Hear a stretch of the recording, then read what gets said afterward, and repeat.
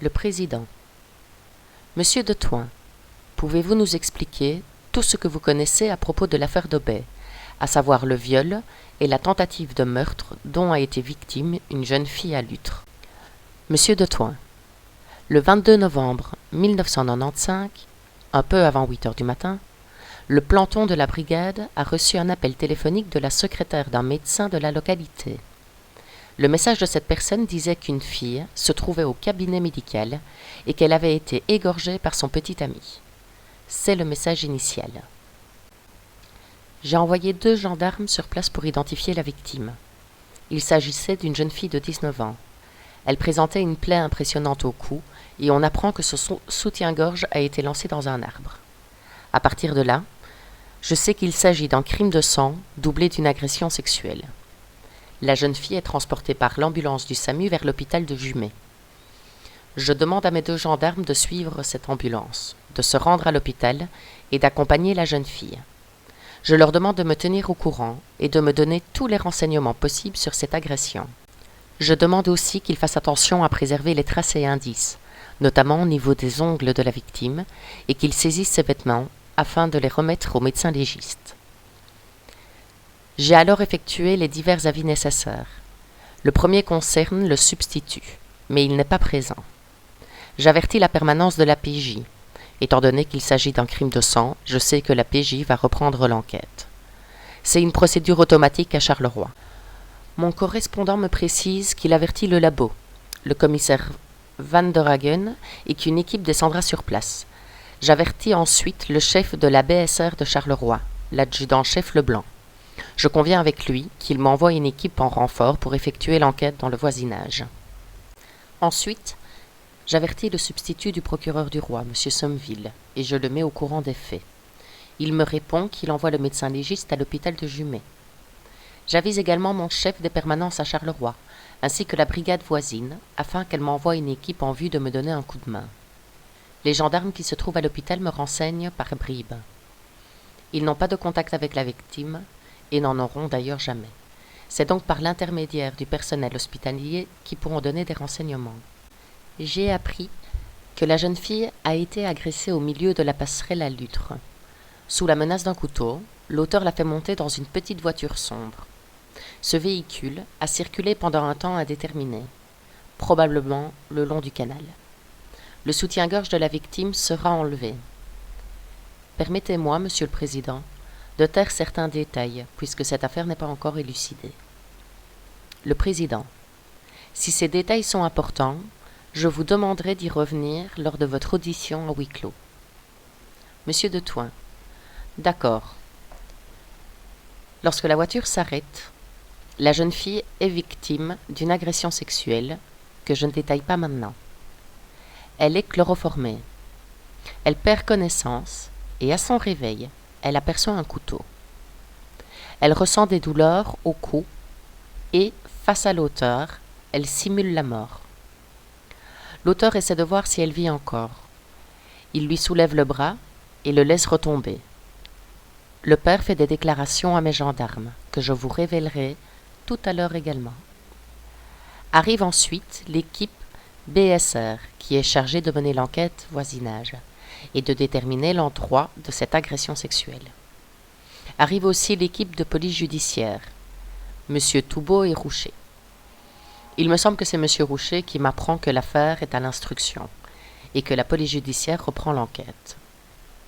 À l'hôpital, mes gendarmes sont rejoints par M. Zico de la police judiciaire, ainsi que par le médecin légiste, M. Duverger. Le docteur légiste examine la victime et établit un rapport verbal. Mes gendarmes prennent note dans leur carnet de renseignements de tous les détails dictés par le médecin. Je n'en parle pas maintenant, mais j'y reviendrai tout à l'heure. On détermine le moment de l'agression. Elle débute aux environs de 7h05 et s'étend jusqu'à 7h40 maximum. C'est ce que nous avons appris ce jour-là. Que ce soit les gendarmes de Les Bonvillers, la police judiciaire ou moi-même, qui suis descendu sur place avec d'autres collègues, nous recherchons le lieu de l'agression sexuelle. Il est en effet important de pouvoir protéger les traces. On examine la passerelle, mais on ne trouve rien. On examine aussi le parking au pied de la passerelle, mais on ne trouve rien non plus. Le procès-verbal initial est réclamé par le parquet et je le clôture à 14h30. Ce PV est porté. À 14h40 intervient le maître chien pisteur. Il suit une piste à partir de la passerelle, le long du canal, sur environ 100 à 200 mètres, en direction de Viéville. Et puis le chien tourne en rond. Donc il ne sait pas poursuivre la piste. On cherche encore après ce lieu de l'agression sexuelle, en direction de Viéville, mais on ne trouve pas le soutien-gorge qui pourrait nous indiquer l'endroit de cette agression. Voilà, résumé le travail du 22 novembre 95. Le 23 novembre, j'ai un service de surveillance qui commence à 7h le matin. Je lui demande, à partir de 7h10, d'orienter son travail vers la passerelle et éventuellement obtenir d'autres renseignements. Peut-être trouver un témoin. Ils exécutent cette mission, mais ils reviennent bredouilles. Ils n'ont pas de renseignements. Dans la matinée, mon collègue Barbier a un contact téléphonique avec M. Zico et ils conviennent d'un rendez-vous pour le portraitiste à l'hôpital de Jumet. La victime s'y trouve toujours.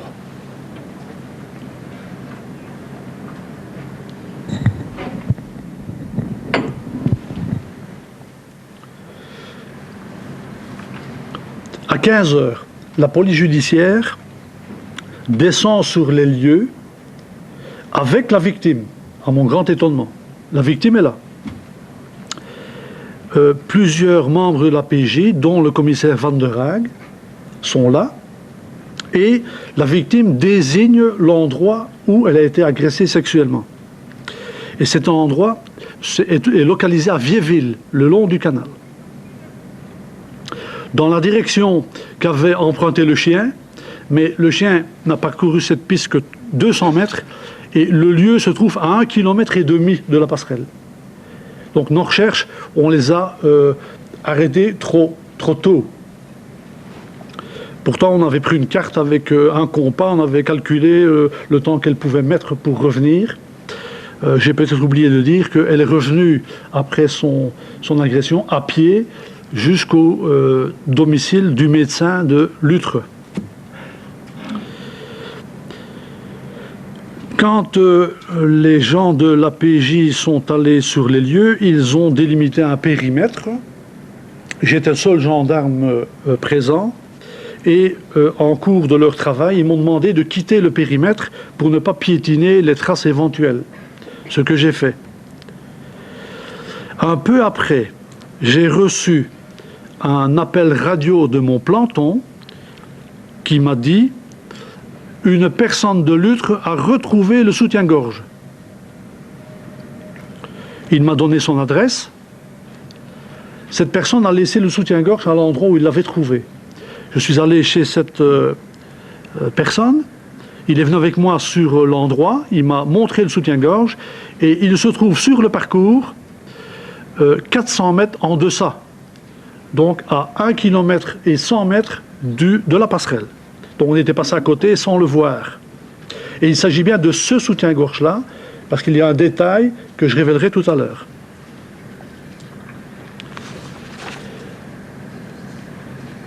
Là se termine le travail du 23 novembre 95 et je dis maintenant que à cette époque-là, j'ai le souvenir qu'à un ou plusieurs membres de la PJ, j'ai avancé avec insistance le nom de Dutroux comme auteur possible. Et mon ou mes interlocuteurs partageaient le même avis que moi. Et vos interlocuteurs, c'était qui? Je peux déjà le dire maintenant. Il s'agit de M. Zico. Qui confirmait, lui, que pour lui également, Dutroux était un Alors, suspect. je peux développer ce point-là oui, si vous voulez maintenant. Si vous voulez bien, oui. Mais j'anticipe. Donc en expliquant ça maintenant, je vais anticiper.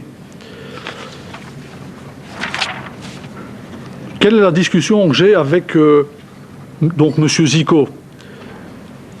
Donc maintenant je peux dire que c'est M. Zico, mais à l'époque j'ignorais que c'était M. Zico. Il faut savoir que... Pourquoi vous l'ignorez à ce moment-là? Je ne savais plus à qui je l'avais dit. Ah oui, oui, c'est ça. Je l'ignorais complètement. Mais enfin, je suis donc... Vous est revenu à l'esprit? Non. Non. Comment vous savez alors que Mais c'était M. Zico? je dois... Oui.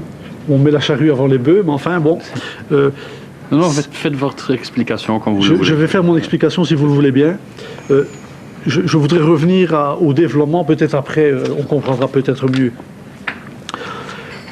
Moi, je n'entends plus parler de cette affaire dite d'Aubé. Bon, vous comprenez que Aubé n'a rien à voir dans cette affaire-là. Je ne sais pas d'où ça vient, d'ailleurs, Aubé.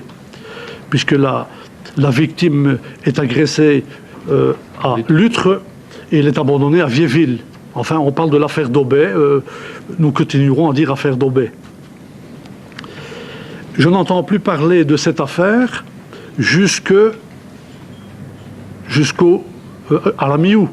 À la mi-août, bon, ben, tout le monde a ça en mémoire, éclate l'affaire Dutroux, son nom s'étale dans tous les journaux, et le 21 août, je reçois à ma brigade le premier chef Petit de la BSR de Bastogne qui enquête au profit de Neufchâteau sur l'affaire Dutroux. Et il vient entendre la concubine de M. X, toujours dans cette enquête Dutroux, mais ça n'a rien à voir avec l'affaire d'Aubé.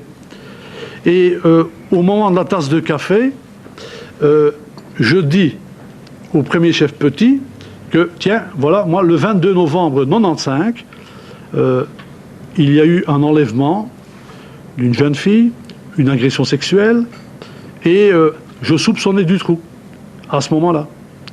Ça intéressait le premier chef Petit, et il m'a demandé une copie de mon dossier, de ma fiche de travail. Ben, je lui ai remis, bien sûr. Ça l'intéressait. Ben, j'avais un peu de suite dans les idées.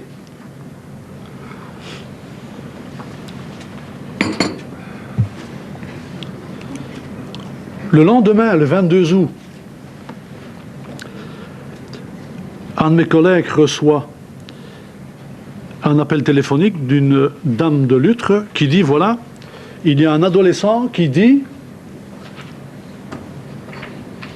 que Dutroux a commis l'agression dite d'Aubé. Alors on fait venir ce témoin à la brigade, elle confirme, et elle donne assez de renseignements pour que, par le registre national, j'identifie le témoin. C'est un adolescent. Je téléphone à la cellule Neufchâteau qui se trouve à Charleroi, et on me dit, bon, ben, puisque Dutroux est désigné comme l'auteur dans l'affaire dite d'Aubé, allez l'entendre, donc allez entendre le témoin. Alors, je suis allé avec un de mes collaborateurs, ce jour-là à 18h, et je rencontre le témoin en présence de son père. Et le garçon dit ceci, voilà, je croise une jeune fille tous les jours au matin en allant à l'école, et la jeune fille, bien, c'est la victime de l'agression dite d'Aubé, et ce jour-là, j'ai mon attention attirée parce qu'elle est suivie à 1 mètre par un homme de 35 à 40 ans. Il la suit d'un pas décidé. J'ai entendu la jeune fille crier alors qu'elle était sur la passerelle. J'étais, moi, en face du domicile du médecin qui habite dans les environs. Je me suis arrêté, j'ai observé. La jeune fille et l'homme sont restés immobiles sur la passerelle pendant quelques instants. J'ai pensé à ce moment-là qu'ils se connaissaient. Donc j'ai poursuivi mon chemin pour aller à l'école. Quand il rentre de l'école, il apprend par la rumeur qu'une jeune fille s'est faite violer et égorger. Il fait le rapprochement.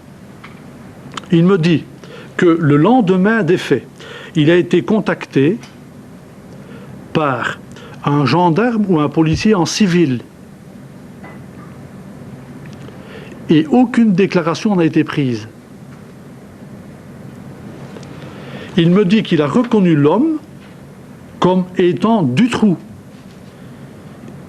Et il dit que cet homme ressemble étonnamment à Dutroux. Et quand on lui demande d'estimer, de donner un pourcentage, il dit 60 à 70%. Alors là, j'avertis l'adjudant Demoulin qui s'occupe, c'est un enquêteur à Neuchâtel qui s'occupe de Dutroux. Je l'avertis et je demande, ce détail a de l'importance, mais je l'expliquerai après, si Dutroux est fumeur. Je demande pour avoir la copie de l'audition de la victime qui a été faite par la PJ au mois de novembre 1995. Je demande ça à la PJ. J'obtiens la copie. Et j'obtiens aussi la copie de l'audition de Dutroux faite le 6 décembre 1995. Le 26 août, quand la victime rentre de vacances, je vais avec la BSR présenter une série de photos d'auteurs et parmi ces photos, il y a la photo de Dutroux. On présente aussi une série de photos des véhicules de Dutroux.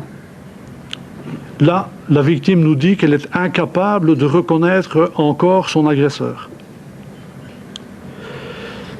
On l'emmène à la caserne de Charleroi, où sont entreposés une quarantaine de véhicules de Dutroux. 40, je suis en dessous du chiffre, il y en avait davantage. Elle fait le tour de tous ces véhicules. Ça va de la petite voiture à la grosse voiture en passant par des camionnettes. Elle ne reconnaît pas la voiture dans laquelle elle a été enlevée.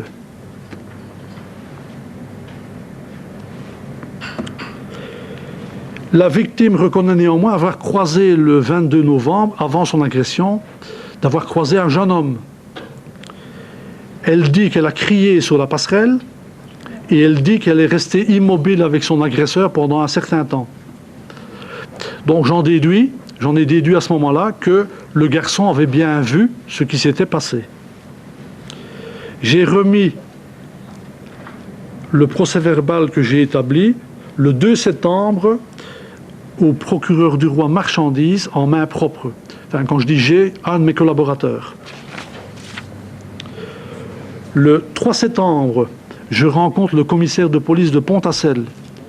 Il me dit qu'en novembre 1995, il a été chargé par la PJ de visiter toutes les pharmacies pour enquêter sur une vente de chloroforme. Ce même jour, le commandant de district de la gendarmerie de Charleroi, mon patron, le colonel Lemasson, me demande un compte-rendu détaillé des événements des 22 et 23 novembre 1995. Il me demande ce rapport pour le 4 septembre. Je l'établis et le 5 septembre, je suis invité à 10h à une réunion à la caserne de Charleroi. Et je peux en dire quelques mots. Était présent à cette réunion Monsieur le procureur du roi Marchandise, 2 membres du comité P, Monsieur Van Wiemersch et Monsieur Étienne, le commandant de district de Charleroi, le colonel Lemasson, le major De Crane du BCR, le commandant Schmitt du district de Neuchâteau, l'adjudant Verdeuk, chef BSR Bastogne, mais qui s'occupe de l'affaire Neuchâteau, et l'adjudant-chef Leblanc, chef BSR Charleroi. De ce que j'ai compris, le but de cette réunion était d'examiner le bon fonctionnement de l'enquête et de d'élucider éventuellement le fait dit d'Aubé. Alors, on m'a demandé de commenter le rapport que j'avais établi pour le 4. Et ce rapport, c'est le résumé que je viens de vous faire maintenant. Alors, l'auditoire a été très intéressé par l'intervention de la BSR pour l'enquête dans le voisinage, le témoignage de l'adolescent que j'ai recueilli fin du mois d'août, et par l'intervention du policier ou du gendarme en civil. Et alors ils ont été très intéressés par mon affirmation selon laquelle, le jour des faits ou le lendemain, j'ai avancé avec insistance le nom de Dutroux comme auteur possible. Le procureur du roi m'a demandé de transformer mon rapport en procès-verbal, ce que j'ai fait. Si j'ai bien entendu, je reste prudent, le procureur du roi a dit que, à la lecture du dossier, la PJ a retenu 10 auteurs possibles d'une recherche paramétrique qui portait sur 700 auteurs. Aucune trace de mes soupçons concernant Dutroux ne se trouvait dans le dossier.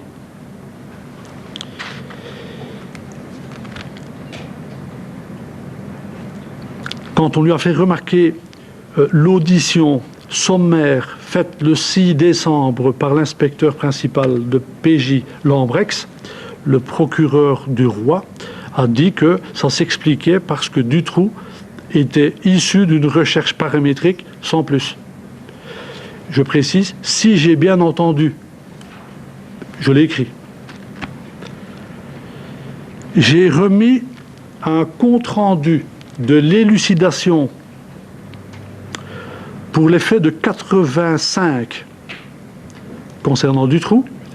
J'ai remis ce compte-rendu à des membres de l'auditoire et je pense que ce rapport a atterri dans les mains du major De Crane. Je pense. Le procureur du roi, Marchandise, a dit qu'il n'y avait pas de trace d'un examen ADN à INC, donc l'Institut national de criminalistique, dans le dossier. Donc il n'y avait pas d'examen ADN. Si j'ai bien entendu encore. Pour le reste, je touche de très près à l'enquête qui est en cours, qui est à l'instruction à Neuchâteau. Donc, je demande de pouvoir donner ces éléments-là. Éléments que vous voulez apporter à la commission et dont vous avez fait part il y a quelques moments, oui, avec la relation vers M. Zico. D'accord. Ça entre dans ce même, cette même demande au huis clos, parce que là, il faudrait quand même élucider la commission. Je peux le dire. Donc, en 85, j'ai participé à 2 enquêtes, une de près, une de loin, concernant l'enlèvement et le viol de jeunes filles.